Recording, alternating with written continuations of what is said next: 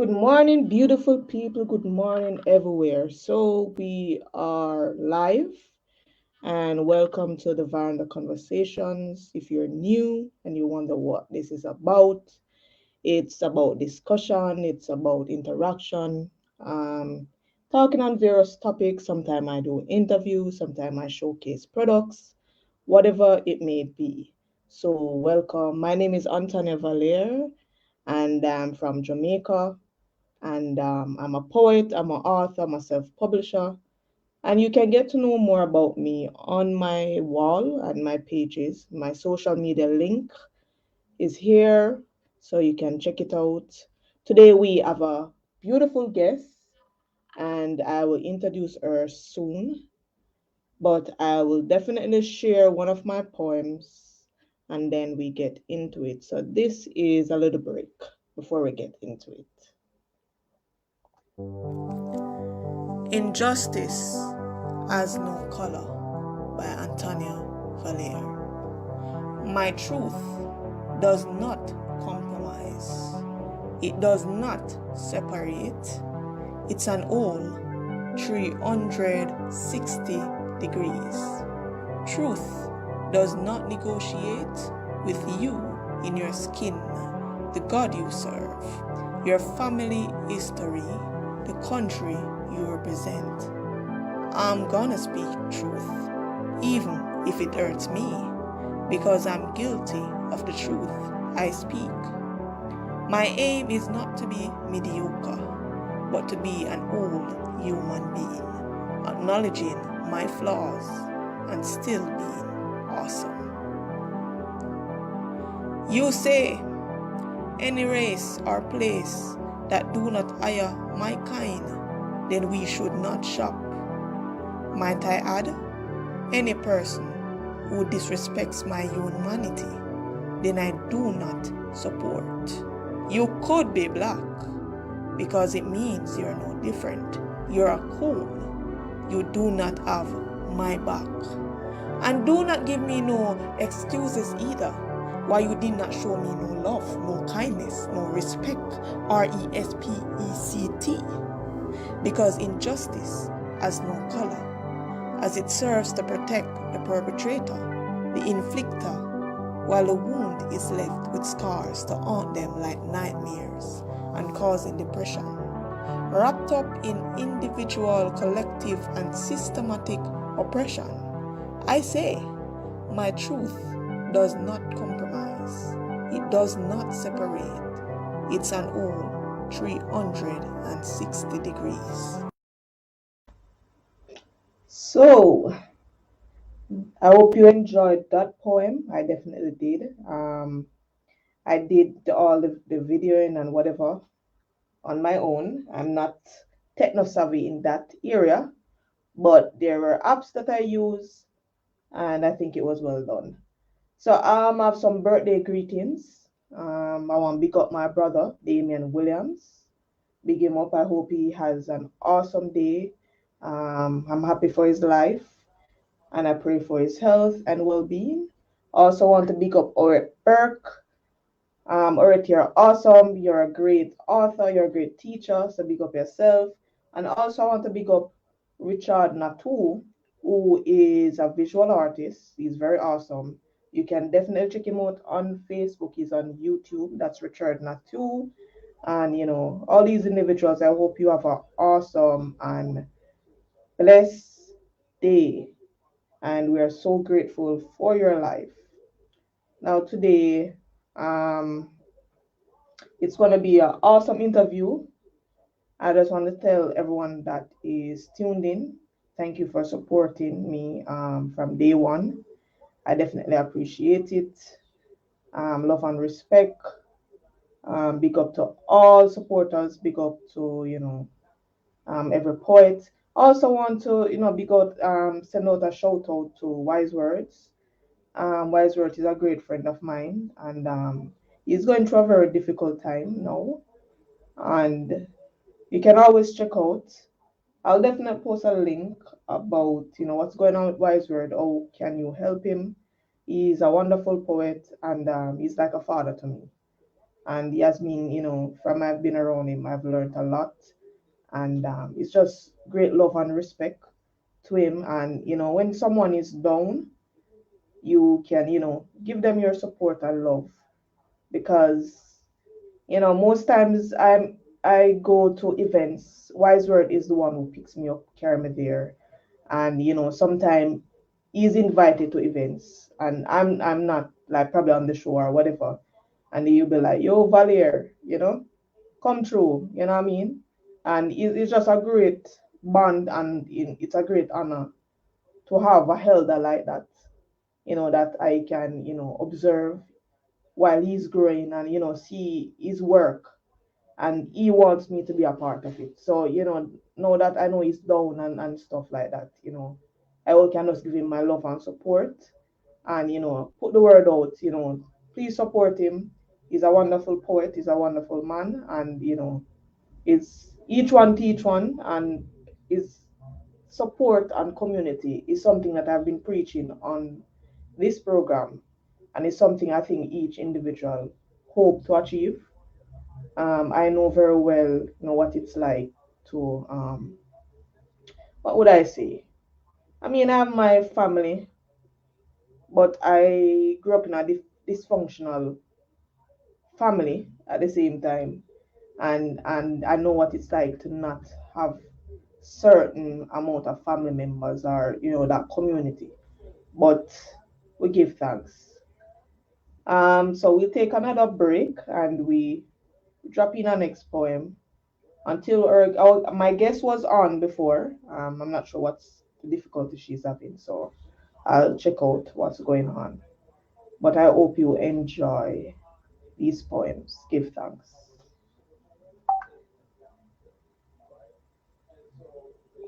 Beautiful woman, woman, black and proud, embrace your roots and bear fruits. The way you move, the way you shape, rich in flavor and color. Virtuous woman, I call upon you. Your ventilating beauty shines bright like star. It is you, men of the treasure. Look in your eyes, your skin blemish. Beautiful woman like you must be adored. Was silence a defense? When did we start to retreat? Tell me, when did dignity and justice disappear? When did it not matter? Tell me, when murder was accepted? Why have you not spoken? Take a stand. Were you not watching the freedom fighters? Martin Luther King, Bob Marley, Rosa Parks, our heroes? Tell me, when was silence a defense? Am I alone? Am I the only one hurting? Where has everyone gone? Close mouth? Keep silence? Well, no more. If I must be alone, I must to stand for truth, God's truth, to stand for justice, not to withdraw. I will pay the consequences. Am I in fear? Sure, it's a human sensitivity, but it's through fear that courage is built. Can I withstand? At least I will try. But I guarantee that everyone will know that I spoke out and that silence was never my defense.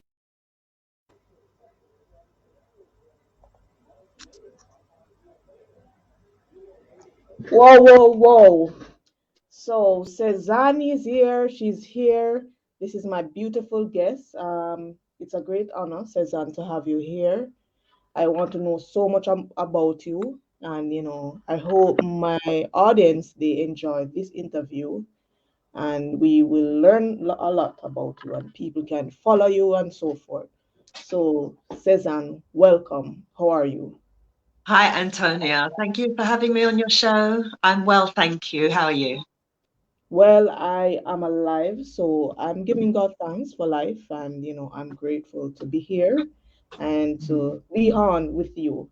So let's get into it. Tell me where you're from, where you grew up. What was your childhood like? Yeah, I just want to know so much about you.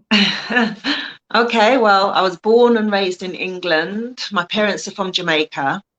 Mm. Um, I kind of felt like I was disconnected from my ancestral roots. I didn't know anything about anything to do with things like ancestors. So I grew up raised in a Christian religion, and that's kind of been the foundation to my spiritual journey, which I've been on for, say, the last 15 to 20 years now, and which took me back to my motherland. And it took me to channeling messages from my ancestors. So it's been quite a journey, kind of coming out of one form of spirituality and going into another. So, what's it like? What's your favorite memory in England? I should ask. My favourite memory really doesn't have anything to do with England. It's probably more to do with the birth of my children, you know. Yeah, I've always kind of felt like this isn't my home, like it's not my home, so I've never got used to the cold. I know and what's really weird is how everybody wants to come to England. It's like supposed to be the center of the world or something, but I say to people, if you've got the sun, you've got everything, you've got the sun, you've got fertile ground, you can grow food, we need the sun. And unfortunately, in this country, we don't get enough of it. So part of my history, or her story, I should say, was I used to suffer from seasonal affective disorder, which is a form of depression caused by a lack of natural sunlight. So every winter I would be low on energy. I didn't want to look outside. It was just like a form of depression. And then in 2009, one winter, I painted a series of paintings, and they were very bright and colourful. And that particular winter, I didn't get the symptoms, and I was thinking, oh, that's strange that I'm not getting my usual symptoms. And it was only after doing the paintings I realised I'd intuitively healed myself of seasonal affective disorder with the colour therapy in my paintings. So that kind of led me to study colour therapy and to teach it as well. Yeah. That's very interesting. Mm. I was reading on your website, and I swear that you got writer's block. Can you tell me about the writer's block and the first poem that you wrote after you get over a writer's block? Or tell me what led to writer's block in your Yeah, case. I think it was just like you're saying, due to childhood trauma, or not being supported in your natural gifts. So I was made to feel like my gifts were more of a curse than a blessing. And so therefore I was kind of maybe led to believe that I couldn't make money from my art, because I think that's still a subconscious thing that's going on in my head, So for about 15, 20 years after I left school, I didn't do anything more with my art. I just kind of went into doing accounts for years. But then after I had my second son, I wanted to do something around my children, do something that would work around my children. So I decided to go back to my creativity. And the book that I credit with helping me to unblock as a writer and an artist is The Artist's Way by Julia Cameron. Yeah. So that was the book that saved my inner child's life, and kind of taught me to learn how to nurture my inner child and to just see myself as a channel for the creator to create through. So literally getting out of the way as the adult and to just allow my inner child to create. So yeah, the first poem that I wrote when I unblocked as a writer was called My Artist Child, and it kind of explained the inner battle that was going on between me and my inner child, and the struggle, it was to set her free, to be creative. So this is a picture of my inner child. This is a picture of my inner child. And can you see? Yeah. Yes, I can see. And the first poem that I wrote after I unblocked as a writer was, so this is the first painting I did. And the first poem that I did was of my inner child, which I would love to perform for you today. Yes, I will allow you, but we're just going to talk for a bit because I find you very interesting. As I did some reading, I listened to a couple of your tracks, and I was like, whoa, this lady, she's amazing. And I was like, whoa, I just found you very amazing and just wanted to know so much more about you. So I know you spoke about your struggle of who you are, and in terms of England, and as you said, so I just want to share a thing a bit. So for example, my grandmother died recently. Unfortunately, I did not know her.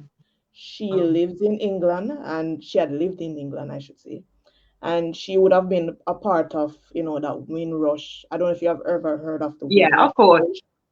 Yeah, our So parents' generation are like the Windrush So, generation. so my grandmother, she left, and unfortunately, she abandoned my mother in the process. And so it's England and Jamaica has, well, this history in so many ways of colonization, and we are there's still a control over us, and many people went away during that time. Recently we had the Windrush, travesty, basically, because people are sent back and everybody's up in arms. And so as I listen to you, and you're saying, well, while I'm there, I didn't fully connect. Tell me about that struggle of you being, an African there, and you're not connecting to that place. Like, tell me more about that Yeah. identity. Well, I had no recollection of even being African because, like I said, Jamaicans, well, there were Africans that were taken to Jamaica to work on the plantations, as we know. And then our parents' generation, some of them were enticed to come to England, and some of them never went back to Jamaica. So for me personally, I was, obviously the daughter of one of the Windrush generation. My mum came over in that era. But because they had been so colonized, they had no recollection of their ancestors, of Africa. They had been totally disconnected from their roots. And so they never passed down anything to us of our African traditions, culture, language, names, anything. So us, the next generation, we didn't know who we were. I was raised in the church, the only identity I had was, in Christ. But I was suffering from a self-identity crisis. I didn't know who I was as a Black woman living in England. So to try to fit in, we put on the long straight hair, lightening our skin, and I was just lost, But then in 2001, I wrote this letter to God. I would more say I channeled the letter because I actually don't have any recollection of writing it. I channeled this letter. I was questioning God about certain things that I'd been taught to believe. And I ended the letter by asking for the truth. And then that kind of took me on a new journey. That was like the beginning of a new journey for me. And I left church. I went into the Black conscious community and began, I did a Black history course for a year. I began learning about not just slavery, but our history before slavery. So, and that I began to develop self-pride in who I am as a Black woman, because I'm not just the descendant of an enslaved African. Actually, I'm the descendant of royalty who was enslaved, Yeah. And so I began to discover who I am and going deeper and deeper, not just things that I was discovering and learning within myself. I was doing a lot of meditation, deep inner work. They call it shadow work. You know, I was doing a lot of deep inner work and really getting to connect with who I am, not just as an African, but as God in the flesh, you know, as a creator in the flesh. So I've been on a journey of self-actualization and reconnecting with my motherland and with my ancestral lineage. Wow. I mean, that is something that in Jamaica here we are still struggling because we do have, in terms of our laws, our justice system, it's still colonial. We have not really changed our laws, so we're still suffering under that. In terms of skin bleaching, what's your take? Like, how do you see if someone could, empower themselves enough to not do skin bleaching because racism and classism and this thing about white being superior is something that is ingrained in us. Yeah, And as they talk about history, most of us while going to school, we will learn about the Tianos, but every time we get to learn about Africa, it's always about slavery. The yeah, very first time that I personally learned beyond slavery is because I went to university and I did a BA in history, and I chose African history as my area for that specific reason to learn more. And that's when I began to learn about the Zulu, the Kushites, and stuff like that. But not many people are going to have the opportunity to go to university. You're just, we all know university is expensive. But mm. for a simple person, what advice could you give them in finding themselves, especially as an African in this world? Well, that's the reason why I wrote my novel Journey of a Sister. Mm. Everything that I learned and discovered along the way, I shared it, but I shared it through a beautiful story form, which was Yes. actually channeled, like 46,000 words was channeled, it takes the reader on that journey of self-discovery. I've had so many people saying to me, just thanking me for writing that book and for sharing what I discovered. Like, for instance, melanin. If you understand what melanin is, Yeah. and how powerful it is, and that's the thing that gives us our skin color. And the more Yes. melanin you have, the darker you are.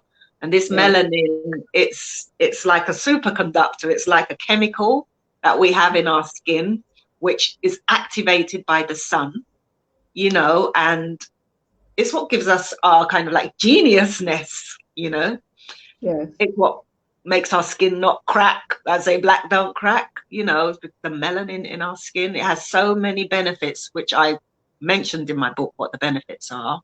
Even our hair, why our hair is superior. They try to make us feel bad about our hair, but actually our hair acts like an antenna, to connect us with nature and the universe. Yeah. So everything that I discovered about who we are and what actually makes us superior is in my book. So, for instance, with Black women, they're actually at the top of the gene pool. That genetically, they are at the top, Yeah. So his story has just switched everything upside down and put himself at the top and the Black woman, especially the dark-skinned Black woman, at the bottom. So what really needs to happen is for everything to be just switched back the right way around. And that only comes through knowledge of who you are, Mm. as a Black woman, as a Black man. And and learning your history, not just slavery, Yes. but our history before slavery. We were royalty. Mm. Because even our parents' generation, when they enticed them to come over to England, they weren't enticing the low laborers. They were enticing the people who had skills, the people who were educated to come to England and work. But when they got here, they couldn't get jobs in their skills. They had to retrain to become bus drivers and nurses and cleaners, and that's how they underdeveloped Jamaica and the Yes. Caribbean and Africa, Mm. So it's just for us to know who we are, you know. That's what the reason why I wrote that book was, to share what I know so that Yes. other people can go on that journey of self-discovery and come out better for it. Can you tell me about Pick Me, that Oh, illustration that yeah. you did? Can you tell me more about that? Yeah, it's just a short story that I wrote recently. It's the story of a it follows Rose on her journey. Look, I've been given some flowers that we picked. So basically, it follows Rose on her journey from a seed buried underground. You know that saying, they tried to bury us, but they didn't know Yes. we were seeds. You know, Yes. it's kind of like that. So she was buried underground, and then it follows her as she's like germinating and the roots forming in the ground, and then she's going up. She breaks through, becomes a seedling, and she sees all these other seedlings, and it basically you're entering that secret world of flowers where they're discussing their purpose, you know, and there are many uses even after they've died, you know. So like with petals, you can use them for so many things. So it's just a really short story about purpose. So even flowers have a purpose, you know. Most definitely. So yeah, so my thing really is about us knowing our purpose, you know. Everything has a purpose. So as a human being, we all have a purpose, you know. And that's why I've set up, I'm basically launching the Soul Purpose Tribe to help people to discover and fulfill their soul purpose, because we were born for a reason. We weren't necessarily born to just work, pay bills, you know, watch TV, and before you know it, you die. You know, what is your purpose? Why was you created? You know? So I recently launching the Soul Purpose Tribe for people to discover their purpose. But Pick Me, you can go and listen to the story. If you go on my website, CezannePoetess.uk, you can actually listen to the whole story on there. I'm glad you mentioned purpose, because like that's like a thing that most people, like, we don't know what our purpose is, and it's something that each person struggle with. I would say I was fortunate enough that when I was younger, well, I didn't really know what my purpose was, but during my, what I was going through, I just began writing. I didn't know, and I don't think that's just only my purpose, but it's something that I could cling to improve myself. And so, you say you have this your organization that people can, Yes, the Soul Purpose Tribe. yes, that people They can, have been get trying to to know launch their for the last purpose. few years. Yeah, Soul Purpose Tribe. So the aim of it is for people to be a global support network for people to support each other in discovering and fulfilling their purpose. So I had set up the free 5-day Soul Purpose Discovery Challenge, which was just a 5-day thing where you would learn things like your life path number, your moon sign, your archetype. Yeah, so it was just a fun 5-day challenge. And then you're supposed to keep all that information for later on, so that we can use that information to go a bit deeper into discovering your purpose. I was fortunate to find out what my soul purpose was back in 1998, because I used to spend a lot of time, I still do, a lot of time just sitting in the silence. And back then I was even a Christian. So I was like, I had this thing where I was communicating with God. And one evening I just asked what my purpose was. And he said, to promote love through creativity. And I was like, oh, that's really nice. But then I thought, my other voice said, who are you to promote love? You know, because back then I kind of like had a self-love deficit. You know, I didn't love myself, you know, but this journey has also been a journey to self-love, you know. So I've been fulfilling my purpose since 2001.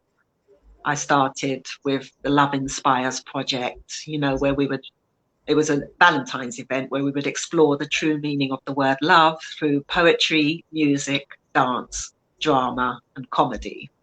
So, and then obviously my books, my art, my poetry, it's all about spreading love through creativity, you know. So Journey of a Sister, my novel, is just a beautiful Black love story, but it also takes you on a journey of self-discovery. Tell me about your name. Like, how did that come about? Like, and what's the meaning behind that name? Okay, so Cezanne is not my birth name. When I was about 14, I remember I was in class one day. I was sitting at the back of the class, doodling on the back of my textbook, obviously bored. And the name just appeared in the doodles, you know. And it kind of just sat at the back of my mind for all those years that I was this blocked writer and artist. But when I came to doing the Artist's Way, that book, it's a 12-week course.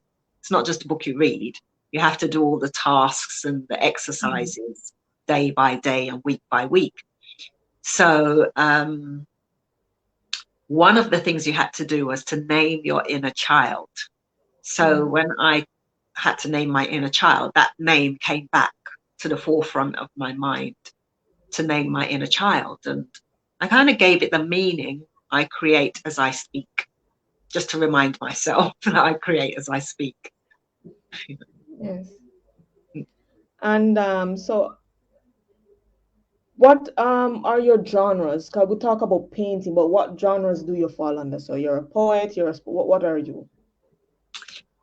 A visual and spoken word artist. And then I blog. I'm a blogger, and recently, narrating my books.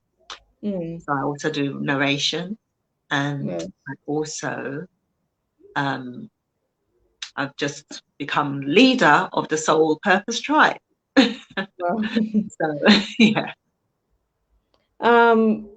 What would you say are the themes that are more evident in your work, whether it's in your art or your poetry? What's the themes that? It's all about promoting love, especially Black love. You know, my work is a lot around relationships, not just relationships with each other, but the relationship with yourself. Yeah. You know? So yeah, it's all around the theme of love, I would say. Yeah. And why is those themes important to you? Are important to share? It's my sole purpose. That's what I'm here to do, to promote love through creativity. So that's how I do it, through my books, art, and poetry. Okay. I'm going to take a break, and then when we come back, you'll get to say the poem that you wish to say. So I'll just take a break. Injustice Has No Color by Antonia Valer. My truth does not compromise. It does not separate. It's an all 360 degrees. Truth does not negotiate with you in your skin, the God you serve, your family history, the country you represent. I'm gonna speak truth, even if it hurts me, because I'm guilty of the truth I speak. My aim is not to be mediocre, but to be an whole human being, acknowledging my flaws and still being awesome. You say, any race or place that do not hire my kind, then we should not shop. Might I add, any person who disrespects my humanity, then I do not support. You could be black, because it means you're no different. You're a cool. You do not have my back. And do not give me no excuses either, Why you did not show me no love, no kindness, no respect, respect? Because injustice has no color, as it serves to protect the perpetrator, the inflictor, while the wound is left with scars to haunt them like nightmares and causing depression. Wrapped up in individual, collective, and systematic oppression, I say, my truth does not compromise. It does not separate. It's an whole 360 degrees. Wow. So that was Injustice Has No Color. And welcome back, guys. I'm having a great time with Cezanne. I'm learning so much about her, and she's very awesome. As I say, you can check out her website. I will definitely, put the link with this video so you can get to know more about her work. You can get to join in her organization, buy a couple of her books, listen to her tracks. She is fully awesome. I'm surprised that you're not more known based on the quality of your work, to be honest. But that's how it is, and you continue pushing on, and the right people will get to know you and get to know your work. And I definitely want your work to inspire people across the world, because I believe your story is inspiring, your work is inspiring, and I'm even inspired by you. And hope one day that I reach that level and able to inspire a generation. So what would you say is your advice to young creatives that are coming up in the business? What any advice for them? Yeah, just do it. I mean, don't hold back. Just allow yourself to be Mm, the channel for the creator to create through. Like, mm, be a vessel, like for things to flow through, rather yes. than thinking that you have to. Because there are different levels of creativity. Mm, Some people create from the 3D. I create from the 5D. Like mm, it's the fifth dimension, mm, which is like my higher self. yes. Um, it's but we are creators. We are made in the image and likeness of the great I am. So we have that ability to create in one Mm, form or another. So it's just to get out of your own way and mm, be that channel for the creator to create through. mm. That's what worked for me anyway. Thank you for that. I'm going to give you the platform to share, the poems. How much do you want to do? Did you plan how much poems you want to No, do? it's just the one. It's just the Okay. one about my artist child. Okay, you can go The ahead one. and share that one. I'll be silent, so go ahead. Okay.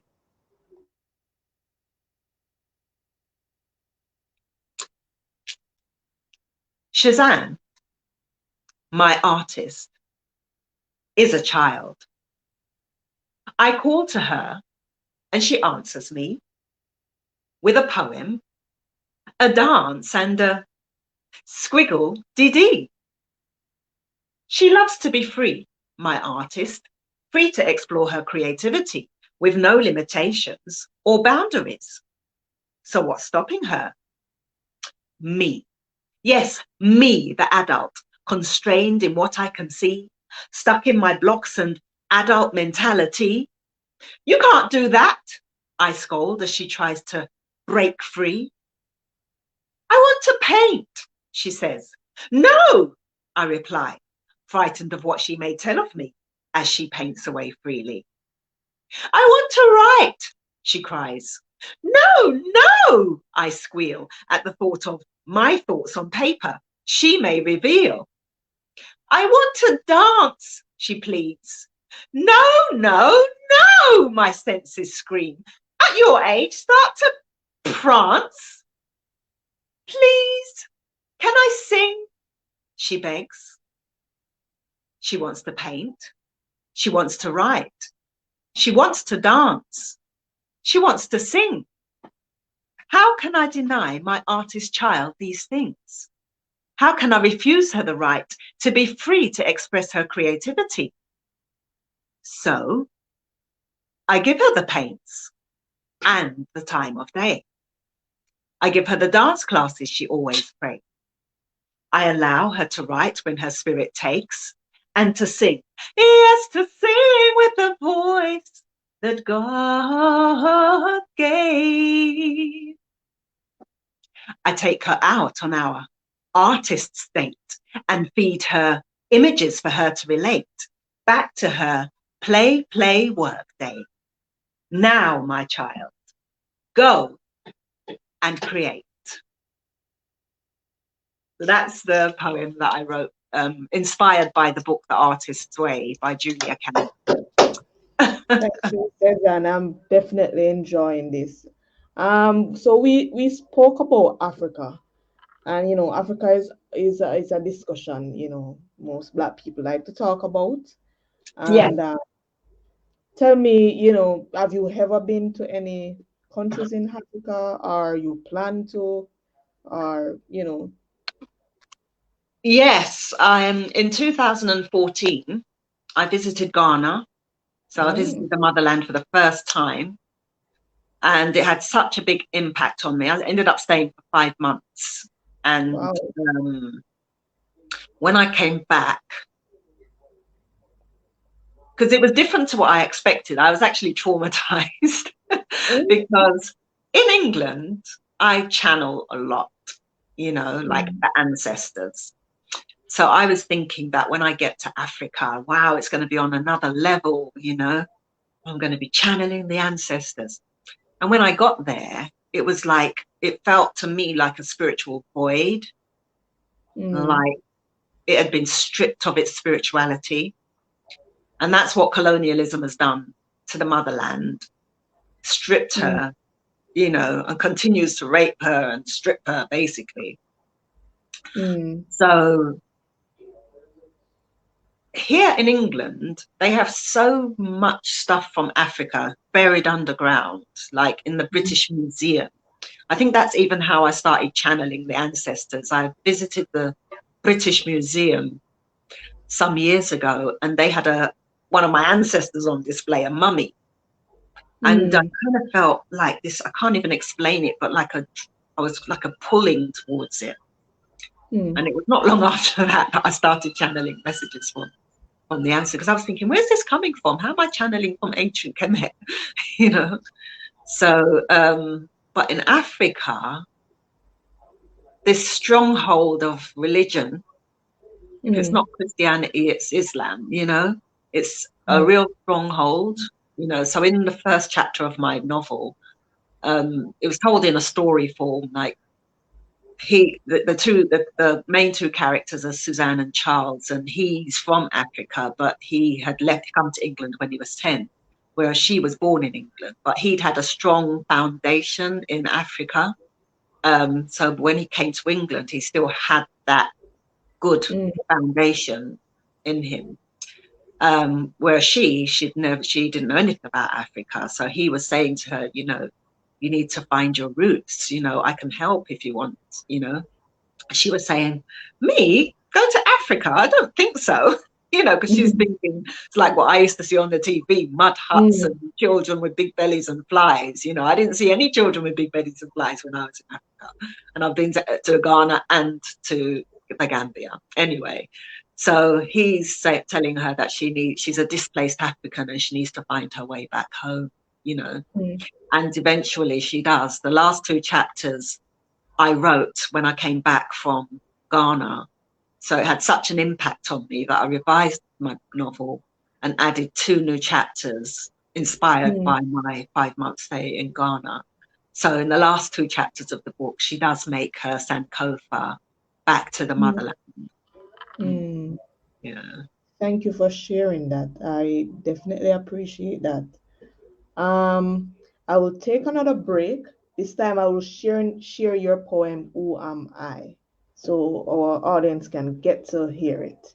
Thank you. Thank you.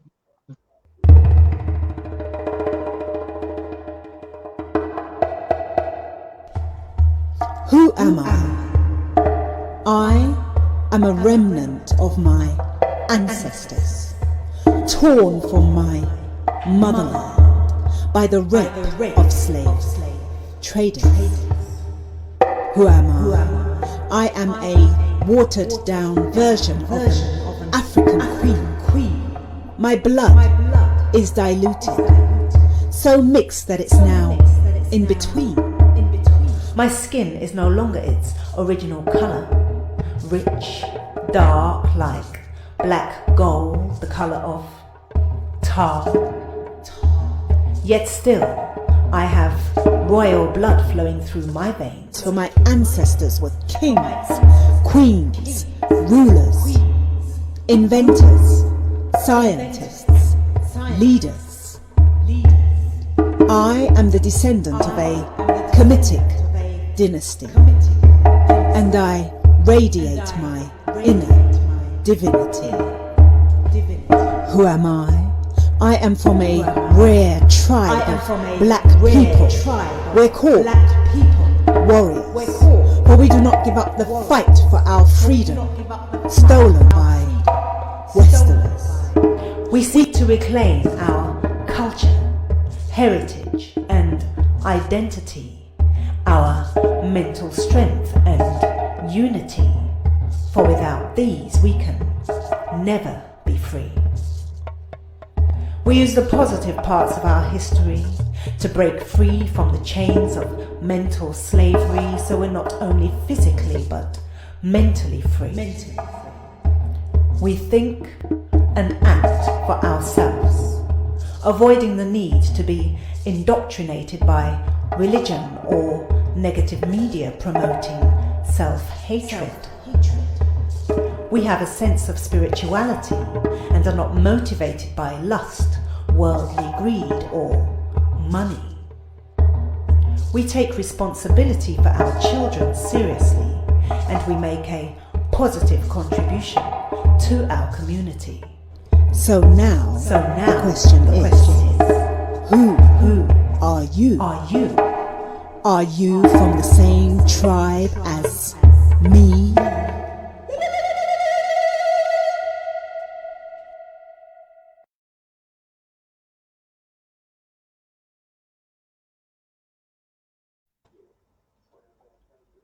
Wow, Cezanne, I'm really enjoying your work, and that was wonderful. That was really wonderful. That at the end, I don't know, it kind of just erupted from me as I was recording, and I do think like sometimes I'm tapping into my ancestors. They're coming through me sometimes, and that was one instance. Yeah, but a lot of those pictures in that video were from my first trip to Ghana as well. So there were some pictures of when we were in the dungeons where our ancestors were kept captive before they were shipped off to the Caribbean and Americas. So I actually got to perform that poem in the dungeons to honor my ancestors. Well, I personally have not traveled, period, like outside of Jamaica. So I hope to get that opportunity to travel, because I know travel definitely, transform, your perspective. It assists with your writing. How has, going into Africa really inspired your writing, and how it would, continue to inspire further on? Well, before I got to Africa, I was being inspired to write from my ancestors. And as I said, when I came back from Ghana, the last two chapters were inspired by my trip to Ghana.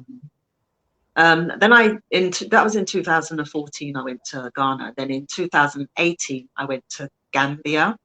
And I spent 5 months there as well. I don't like to just go for 2 weeks, 3 weeks. I don't think you get a real feel of the place.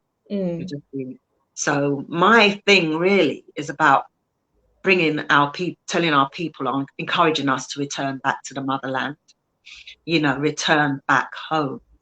The reason, we don't want to go home is because we believe the lie that Africa is, a certain way, because they didn't want us to return home. That's why they did a good job of cutting us off from our ancestral roots. But recently, I got a channeled message from the motherland, actually, and I saw her like a woman who had been tied down by her wrists and her ankles, and she was just being raped repeatedly, just like the women on the plantations were. But the motherland was being raped, you know. And because she's so fertile, the more they rape her, the more she produces. The more they rape her, the more she produces. And that wealth, the gold, the diamonds, the oil, the precious metals, that was all meant to be an inheritance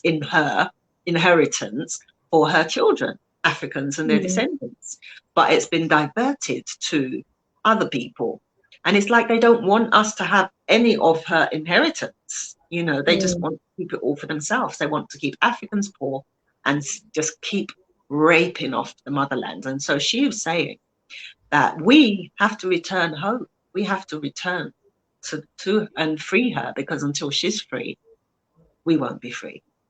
You know, she gave me, I was crying because I could literally see it. But yeah, and that's been my message, to tell our people to return home to the motherland. We're just busy investing in Europe when we need to invest in our motherland. You know? That is powerful statements, and you know, powerful introspection on what we are supposed to be doing. Are you currently working on any new projects, or you know, or what are you into right now? Anything that you want to share in that regard? Yeah, I'm writing the sequel to Journey of a Sister, which is titled Journey of a Brother. And I'm writing a couple of other books as well, because part of my journey has been, I didn't really want to talk about this, but I don't talk about it a lot, but because of the work that I'm doing, I come under a lot of spiritual attack. Like the government, they have some like covert government operations, which I've been a target of, apparently, you know, because of the work that I do. Especially with you don't have to go in depth, just give me an overview of what you're doing. So basically, a lot of my work has been hindered. And recently I was, as I said, I was setting up the Soul Purpose Tribe, and I'd set up a free 5-day Soul Purpose Discovery Challenge. And I was about to launch it the other day, and then I realized it had all been deleted and the mailing list had been deactivated. So now I'm kind of looking at other ways that I can get it going without having to rely on this technology, big tech, you know. And I'm writing about 3 books at the moment, and I would also like to do another set of paintings. I've got an idea for a set of paintings, but I haven't started it yet. So mainly I'm writing new poems, and I recently wrote a piece called Imagine a World, which is to help us focus on creating a new world, not what they want us to create, you know. Like our minds are being manipulated to create their new world order instead of what we want, you know. We're actually creating what we don't want. So I channeled a piece called Imagine a World, and I just published it, I think it was last week.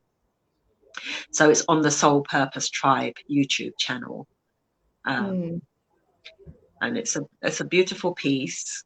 It's quite long because the first half of it talks about how our mind is being manipulated, and then the second half the music changes and it takes you into like a meditation where you're like being guided to focus on creating what you want, you know. Because there's this collective consciousness. Our minds are what create. We create individually with our thoughts, but we're part of a collective consciousness. And so the more of us join our minds together, this is one of the reasons I'm setting up the Soul Purpose Tribe, is to do joint meditations and focus on creating this new earth, heaven on earth. You know, like, why do we have to wait until we die to go to heaven? You know, why not create it here on this earth? You know, it's a beautiful earth, you know, and when you get in nature and you see the beauty of God's creation, you realize, you know what, I could live here. Okay, it's really quite beautiful, you know. It is. Yes. They want to just kind of put us in these smart cities, like we are here in England, and we're stuck in these smart cities, you know. And we really rarely get to see the beauty of God's creation. But I do try to go to the parks and, you know, into the woods and get into nature. So on the Soul Purpose Tribe YouTube channel, you'll see a couple of my video poems in nature. And yeah, so I'm also encouraging people to return to nature. And the purpose of the Pick Me story, actually, what I intend to do is to do workshops with children, you know, perform the story, but also give them, you know, help them plant seeds, you know, put them in the little pot and take it home and grow it. So getting children to be more connected with nature again, rather than just sitting in front of these TVs playing games, you know. So this is another movement, the Pick Me. It's actually this question of whether, like, because we live in this capitalist society, do we have to go and buy flowers, or can you just pick them? You know, if you see them in the ground, you know, can you pick them? No, people say you're supposed to go and buy them. So in this story, and even in my videos, I pick flowers and I bring them home, you know, because I can hear them saying, pick me, pick me. That's their whole reason for living, is to be picked, you know. That's their purpose. So yeah, it's a little revolution of picking flowers rather than thinking you have to buy them all the time. It's very true, and you know, replanting is something that is like a global mantra that's being pushed, and even like you know, farming your own home gardening, and if you don't have the space, some people, you know, have pots, they do it on their rooftops.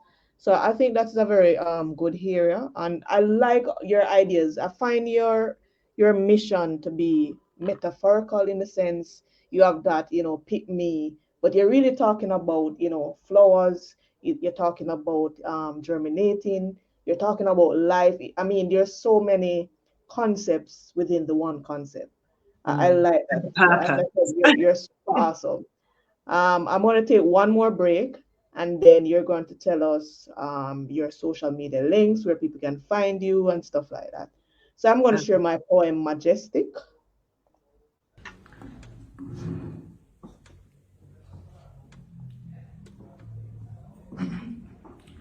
What do you see when you stare at me? What do you believe? What is perceived? Am I valuable, beautiful, like diamonds and tanzanite? On the other hand, am I so rare like the orchids that my fragrance make you bow to the knees? Do kings incline my beauty? Am I an empress like Queen Esther? Is King Solomon the great knowledge of my roots? Is Haile Selassie Queen of Sheba, Marcus Garvey, Malcolm X, Rosa Parks, Martin Luther King, Bob Marley? Makes you tremble? Does it resonate fair? Is my skin too black to be considered fair? Black. Is it such a disgrace that you bleach? Are you ashamed? Are you afraid to express? Show them that the fire under which you are blazing cannot and will not be tamed. Their stagnant regime forever challenge, outlaw. Surprise them with confidence. Never will bow to ignorance. Rise up, people of Zion. Rise up, people of greatness. Do you not know royal lineage of kings and queens? Queen Nefertiti, Nubian, Ashanti, Zulu, Kushites. Stand majestic in the face of adversity. Pyramids in Kemet of Iron roots. Do you not know who you are? Take your throne, wear your royal covering under God's suffering. Step with faith, but not with hate. Do not segregate. Uplifting should be in what you meditate. Thank you very much. That was brilliant. So that was my poem, Majestic. So Cezanne, tell us, where can we find your works, social media links, you know, tell us more. Mainly on the website, CezannePoetess.uk. You can listen to extracts from both of my books, Journey of a Sister, and also you can listen to the Pick Me story, and you can get the ebook of Journey of a Sister. They're also recorded as audiobooks now. So if you just go to the audiobooks page, you can actually download the first audiobook free. And also, if you go to journeyofassister.com, you can download the first chapter of Journey of a Sister free as well, just to get you started on your journey of self-discovery. Then on Instagram, I am there as Cezanne Poetess. And on LinkedIn, I'm Cezanne Poetess. And on Twitter, it is at Journey Sister. Cezanne, thank you for taking the time out to speak with me, to share your works. I hope that, everyone who is listening, they will get on board and, get more interviews if you have the time, or whoever want to collaborate, whatever it may be. I'm just happy. I'm We just should happy. do a collaboration. We talk off air. We talk off air. So it's such a honor to have interacted with you on WhatsApp, because that's how I know you. I don't know you in person, but I started this WhatsApp group, creative collaborations, and I just had it, several creatives and say, hey, add whoever you want to, and I just came in contact with so many awesome people, and I'm just honored to have you on my show. And we were just talking, and you just simply said, I can be on your show, and that was it. And so I just want to thank you for your time. I really appreciate you sharing, stopping by, and I hope to hear more about you in the future. So thank you very much. Thank you so much for having you. It's been nice being. It's kind of like being in Jamaica a bit. Okay. That's as far as I'm going to get to being in Jamaica for now. I won't say that, because you might never know. You might, For take now. that here. Yeah. So, yeah. So, as I said, thank you for having you guys. I hope you enjoyed the show today. We basically spoke like for an hour, and it was awesome. And as again, I'm going to share my TikTok, the book that I did, Pearls Among Stones, and we will hang.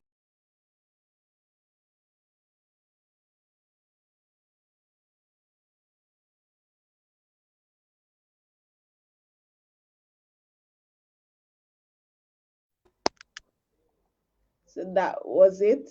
So guys, as I said, I hope you enjoyed it, and I appreciate everyone.